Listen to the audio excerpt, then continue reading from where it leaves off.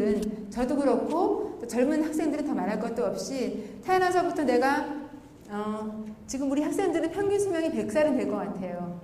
100년 동안에 엄청난 문명의 진보가 있기 때문에 이렇게 변화하는 세계 속에서 어떤 인재들이 필요할 것인가를 잠깐 생각을 해보면, 우리가 지금 잘 알고 있는 요즘에 소위 뜨는 인재들, 김연아 우리 선수가 있고, 또 그 다들 읽으셨겠지만 해리포터 작가 조안 롤링이 있고, 그 다음에 구글의 창시자들 페이지 앤 브린, 또 우리나라 사람으로서는 아주 창의력을 아주 끼로 표현하는 우리 비보이스, 또 국민 MC 유재석, 이런 사람들이 이제 사실 참 요즘에 뜨는 인재들이죠. 그러면 이렇게 이 변화하는 시대에 인재가, 어떤 인재가 필요할 것인가. 그러니까 공부 잘하는 모범생도 필요하죠.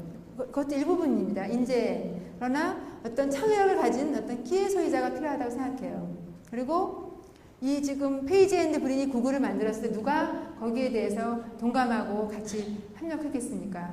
근데 자기의 아이디어를 가지고 블루오션을 용감하게 개발하는 그러한 아이디어의 그 소유자들, 그리고 자본이 아니라 이성과 능력을 쫓아가는 사람들. 그 다음에 우리가 창의력을 하는 것이, 우리가 어떤 경우는 창의력이 굉장히 중요하다고 하니까 뭐 창의력 개발 프로그램 이런 것도 있기도 합니다. 그렇지만 창의력의 기반은 저는 노력이라고 생각해요. 근데 노력하기 위해서는 내가 좋아하는 게 있어야 됩니다. 내가 싫어하는 거 가지고 열심히 노력할 수가 없잖아요. 내가 좋아하는 거를 찾아서 거기에 몰입해서 엄청난 노력을 기울였을 때 창의력이 생긴다고 생각해요. 우리가 이제 잘 알고 있는 유명한 예술가를 생각해 봅시다.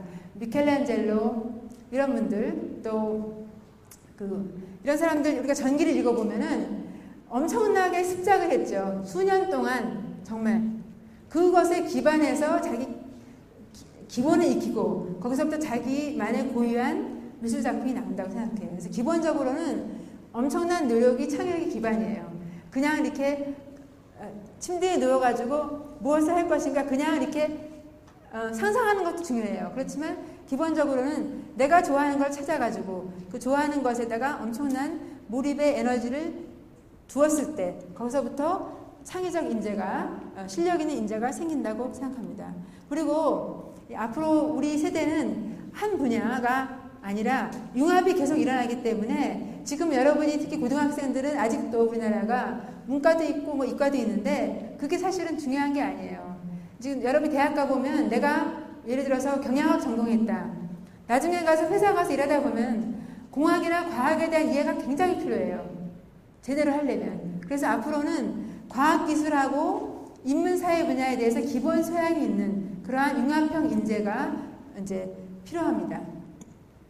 그래서 우리 한국에 대해서 예를 들어서 참 한국이 참 앞으로 잘 될 건데 UN 미래 포럼의 제롬 글렌 박사 같은 경우는 창의성을 가지고 어떻게 준비하냐에 달려있다. 그리고 이 미래학의 선지자인 그 엘빈 토플러는 한국에 대해서 굉장히 긍정적으로 평가하세요. 그런데 한국이 지금 정보화 시대에 제3의 물결이라고 이야기하죠. 거기로 가고 있는데 우리의 교육은 대량 생산 체제인 산업화 교육을 하고 있다. 그래서 똑같은 거를 배우고 똑같은 생각, 똑같은 교재, 이 교육을 바꿔야 된다. 이런 말씀들을 했고 정말로 우리가 이제 필요한 부분이라고 생각합니다. 그래서 이제 잠깐 우리 지금 이게 우리나라 교육과정 학생들도 있는데 지금 우리 교육과정이 상당히 문제가 있고 그래서 앞으로 교육과정을 바꾸려고 합니다. 예를 들어서 문과, 이과 따로 구별되는 나라는 전 세계에서 우리나라밖에 없습니다. 고등학교에서. 그리고 이 지금 외국어가 영어만 중요하고 사실 제2 외국어인 일본어, 중국어, 스페인어 이런 게 지금 너무 도외시되어 있는 것들. 저도 이제 과학을 한 30년 했는데요. 제가 이제 사실 학교 다닐 때는 정말 책을 많이 보고 문과 쪽도 굉장히 좋아했는데 그러고 나서 이제 과학, 대학교, 대학원 다닐 때는 그 글 쓰고 이렇게 이야기하는 게 그렇게 중요하다고 생각 안 했어요. 근데 이제 학위를 받고 논문 쓰고 여러 사람하고 이제 이야기하고 학교 다니다 보니까 과학이든 공학이든 의학이든 문학이든 우리가 사람과 사람이 모여서 뭘 하기 때문에 제일 중요한 게 소통이에요. 그래서 흔히 말하는 소통. 소통하기 위해서는 내가 말을 잘해야 되고 그 다음에 직접적으로 말만을 통해서 이야기할 수 없으니까 글을 쓰지 않습니까? 그래서 글을 잘 쓰고 내 생각과 내 연구의 결과를 잘 표현해야 돼요. 그래서 가장 중요한 것이 모든 분야에 있어서 그 소위 말하는 커뮤니케이션 능력 가장 중요합니다. 이제 그 커뮤니케이션 능력을 지금도 그렇고 앞으로도 그렇고 소통할 수 있는 끼, 소통할 수 있는 언어 능력, 소통할 수 있는 자세 그런 것들을 기르는 것이 모든 분야에 있어서 활동하는데 가장 중요한 부분이라고 생각합니다. 그래서 이제 요거는 제가 국회에서 이 교육과정의 문제점 때문에 교육과정을 위한 대토론회를 이제 최근에 제가 했습니다. 그래서 앞으로 아마 이제 개정되는 교육과정에서는 기초를 강조하고 그 다음에 탐구력과 창의성을 강조하는 그러한 교육과정으로 개편될 것으로 예측하고 있습니다. 그래서 이제 이 부분 특히 수학과 과학 부분에 있어서 베트남이 지금 앞으로 잘못하다가 20년 내에 우리나라보다 훨씬 잘 살아요. 베트남이 엄청 무서운 나라입니다. 20년 전에 한국이에요. 그래서 베트남의 성장 동력은 수학과 컴퓨터라는 말을 하게 되어 있습니다. 그리고 이 빌 게이츠 같은 경우는 지속적으로 우리의 미래는 어디 달려있다? 과학과 교육에 달려있다. 특히 과학이 중요하다. 이런 말을 계속적으로 하고 있습니다. 그래서 이렇게 우리가 기초 부분에서 특히 과학 부분에서 약하기 때문에 노벨상 순위가 지금 꼴찌죠, 사실은. 노벨 평화상 외에 과학상이 하나도 없습니다. 일본의 경우는 노벨상이 작년에도 지금 몇 분이 나와가지고 12분의 노벨상 수상자가 있어요. 그래서 노벨상 수상자가 있다 없다를 떠나서 아직도 우리가 기초가 허약하고 기초연구, 기초과학의 허리를 튼튼하게 해야 될 그 시기다. 이런 말씀을 드리고 싶습니다. 그래서 그러면 시간이 경과됐는데 5분만 해서 마무리하겠습니다. 그러면 우리가 이러한 내일을 창조하는 인재가 되기 위해서는 저는 항상 물론 지금 우리나라의 교육 현실, 학교의 현실이 그렇게 특히 고등학교 정도 갔을 때는 너무나 다양한 그 실력의 학생이 같은 클래스에 모여서 하기 때문에 어려운 걸 알고 있지만 내가 수업 시간에 내가 책을 읽을 때 신문 한쪽을 볼 때라도 왜 이럴까? 어떻게 해야 될까? 하는 그 비판적 사고를 길러야 될 필요가 있다고 생각합니다. 그리고 또 우리나라는 지금 토론이 안 돼요. 사실 국회에서 왜 싸우냐면 서로 생각이 다른 우리나라가 지금 보면은 생각이 다른 사람들이 많이 섞여 살아요. 굉장히. 국가적 전략 목표, 우리 국가가 어떻게 가야 되는가에 대해서 국회 안에 있는 국회의원도 생각이 상당히 달라요. 다른 것까지는 좋습니다. 그럼 모여가지고 이야기해서 그래도 서로 양보해서 맞춰가는 과정을 하는 게 국회인데 그걸 안 하고 모여서 토론해도 합의가 안 될 거니까 우리 회의도 못하겠다. 회의도 하지 말자. 그래서 문 막고 들어오지 못하게 하는 모습.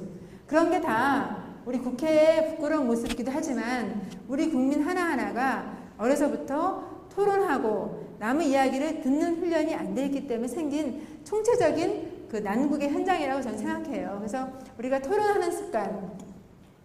그리고 이제 지금 우리 학생들이 그 학교 공부다, 특히 중학교 고등학생들 내신이다, 수능 시험이다 해서 정말 책 읽을 시간이 없는데 저는 그게 제일 안타까운 것 같아요. 저는 우리 교육에서 특히 방학 때 제가 이제 어머니들한테, 부모님들한테 하고 싶은 말이 여기 지금 과학 출전에 자녀분을 데리고 오신 부모님들은 대한민국에서 1등 학부모인 것 같아요. 제가 그런 걱정 안 하겠지만 방학 때 학생들이 자기가 평소에 다니던 학원 이상을 다니게 되면요.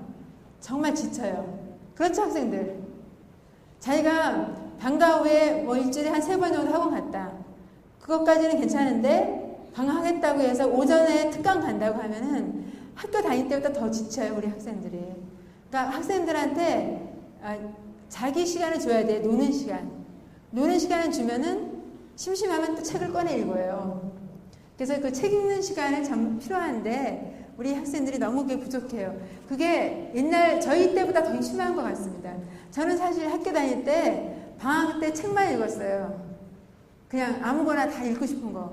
제가 이제 행복한 게 저희 집이 후암동이었는데 후암동이 이제 남산 위치입니다. 바로 위에 남산 시립도서관이 있어가지고 거기서 아침부터 저녁까지 가서 온갖 책을 다 읽었던 그것이 그것이 제 일생에서 제일 행복한 시간이고 그 바탕 위에서 제가 이제 공부를 할 수 있었다고 생각합니다. 그래서 우리 학생들 여러 가지 힘들겠지만 좀 방학 때라도 좀 어떤 날은 다 비우고 읽고 싶은 책, 쉬운 책이든 뭐든 소설책이든 시든 여러 가지 다양한 책을 읽을 수 있도록 그 속에서 또 내가 무엇이 관심이 있고 내가 좋아할 게 뭐고 이런 것들을 찾는 그런 것들이 정말 우리가 그 행복한 미래, 내가 좋아하는 직업을 갖고 행복하게 살고 그걸 통해서 우리 사회에 공헌할 수 있는 그러한 길로 갈 수 있는 아주 기초적인 부분이라고 생각합니다.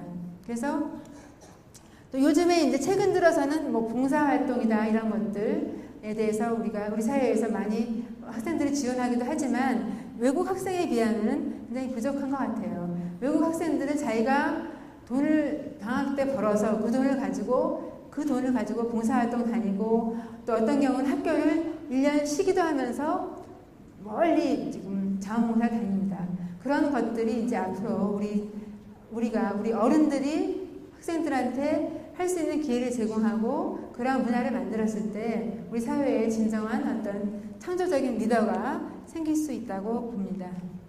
그리고 아까 잠깐 말씀드렸지만 영어와 제2외국어를 포함한 의사소통 능력의 어떤 기본을 익히는 것 그리고 또 과학이라고 하는 것은 우리 21세기를 이해하는 기본 언어예요. 마치 우리 국어가 언어인 것처럼. 그래서 과학에 대한 기본 소양을 자기 전공하고 상관이 없이 익히는 거.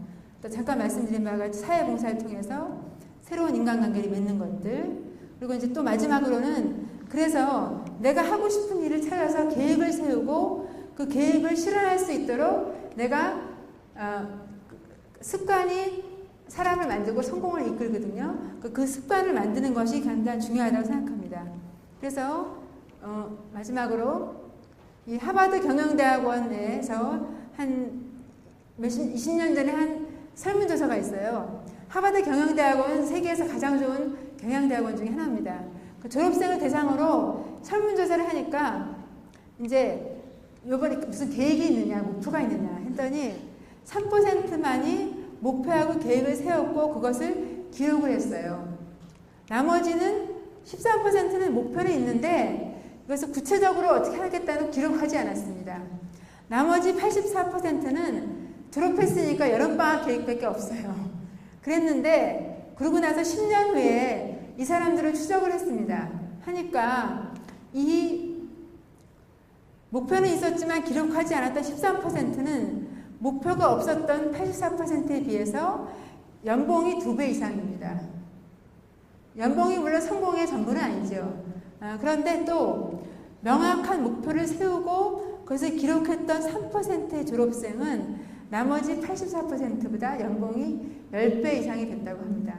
그만큼 우리가 미래에 향한 꿈을 만들어가고 그걸 위해서 계획하고 하는 것이 여러분 인생의 성공을 위한 지름길이죠. 짧게는 이 여름방학 동안에 내가 어떻게 보낼 것인가를 계획하고 그 계획하에서 다시 또 다음 학기, 다음 학년 내가 상급 학교 갔을 때 어떻게 살 것인가 그런 작은 꿈에서부터 미래의 원대한 꿈까지 꾸는 것이 여러분들을 우리 사회를 이끌 그리고 우리 지구를 지구를 이끌어갈 인재로 만들어가는 그러한 척경이라고 생각합니다. 그래서 우리가 333 원칙이 있죠. 목표를 세우고 3일 안에 행동으로 옮긴 후